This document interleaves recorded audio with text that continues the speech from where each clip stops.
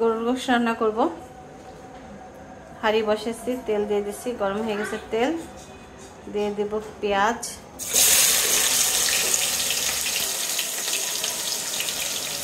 দুই কাপ আন্দাজে পেঁয়াজ।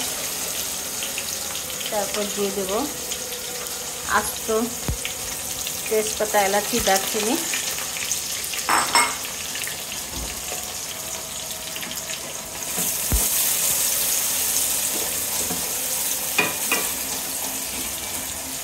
পেঁয়াজ ভাজা হয়ে গেছে সব মশলা দিয়ে।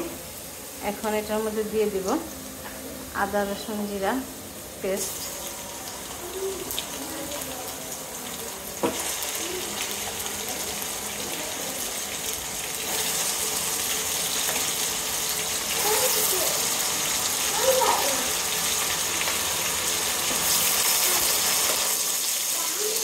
একটা পান্তা দিয়ে দিলাম।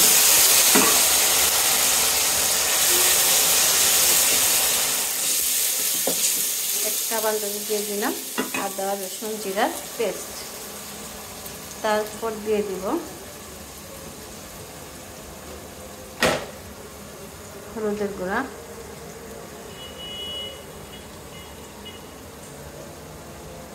দুই চামচ হলুদের গুঁড়া, 1 চামচ 1.5 চামচ মরিচের গুঁড়া। ক্যামেরাটা। তারপর এখানে আছে বাদাম, পেস্তা বাদাম, কাজু বাদাম আর হচ্ছে কিশমিশ, সব কিছু একসাথে নিয়ে ব্লেন্ডার করে নিচ্ছি। এটা দিয়ে দিব।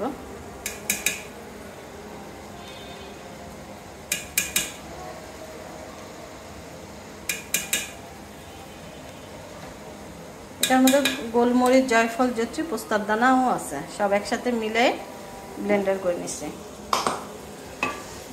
এখন এটাকে ভালো করে কষাবো।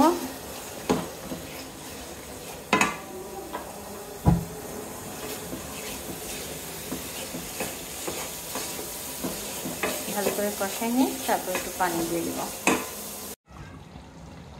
পানি দিয়ে দিচ্ছি, স্বাদ অনুযায়ী লবণ দিয়ে দিব। ধোয়ার জন্য দেখা যাচ্ছে না। এবার ভালো করে কষানোর পর গোশটা দিয়ে দেব। মশলা ভালো করে কষানো হয়ে গেছে, উপরে তেল উঠে গেছে, গোশগুলো দিয়ে দেব।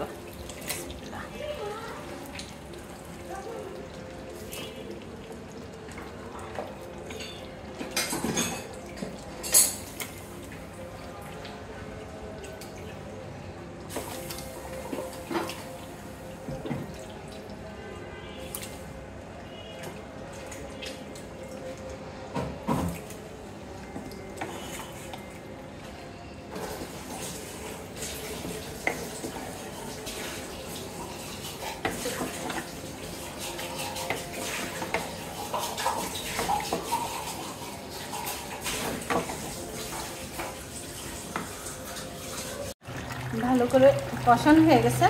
এখন দিয়ে দিচ্ছি আলু আর গোশ। আবার ভালো করে কষায় নেব, সুন্দর করে কষায় নেব।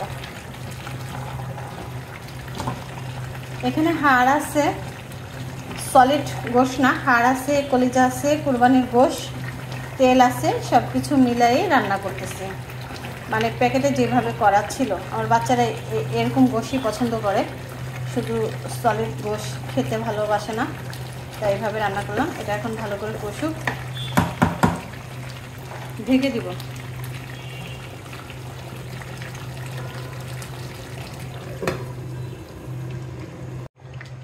গোশ আলু কষানো হয়ে গেছে, এখন দিয়ে দিব ঝোল। পানি গরম করে নিচ্ছি, গরম পানিটা দিয়ে দেব।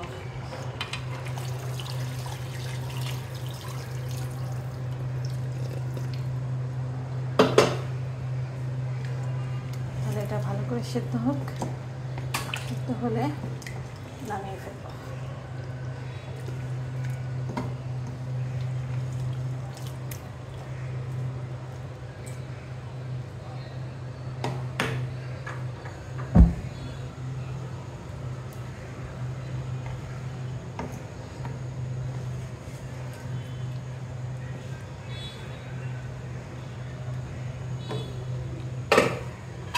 ঢেকে দিব। আমার গোশ রান্না হয়ে গেছে, আলু গোশ সব সেদ্ধ হয়ে গেছে।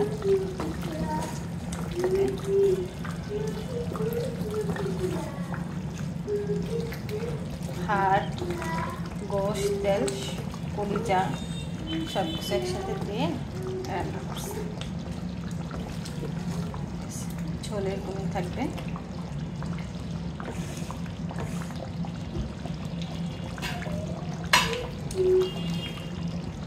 রান্না শেষ, হয়ে যাবো টেবিলে।